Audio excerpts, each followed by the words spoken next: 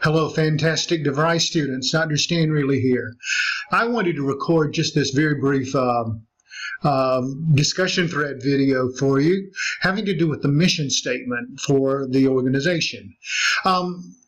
Sometimes mission statements and sometimes they incorporate the vision perspective into the mission.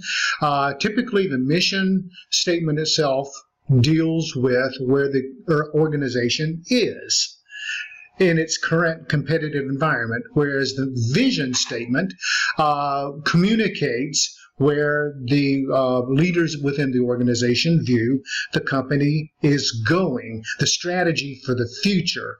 And in this week's discussion forum, we're looking at the mission/vision statement as a tool that could inspire stakeholders or employees to act a certain way. For example, does the organizational mission/vision statement inspire change? Is it a motivating message? Is it an inspirational message? Is it an empowering message? Does it send a message to the community from a public relations perspective that your company or a company is one that is focused on being a good steward of the environment, for example, focused on sustainability, has views itself as a contributing member of the community. So the mission and vision statements are not just random documents, but rather they can be very important tools that a company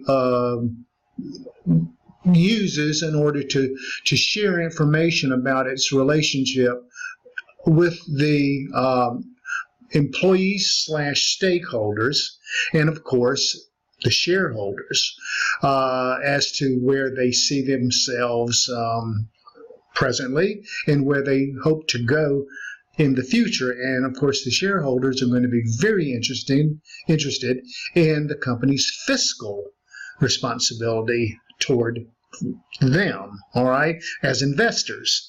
So anyway, I'm looking down at my notes here, and again, just to consider what the mission and the vision needs to be about. Does your organization's vision help to drive change? Is this vision in the public relations exercise, or is it used in practice? And that brings me to the point of authenticity. It's one thing for mission/vision statement to sound really well done, well written, very articulate, very moving, but the question is it real?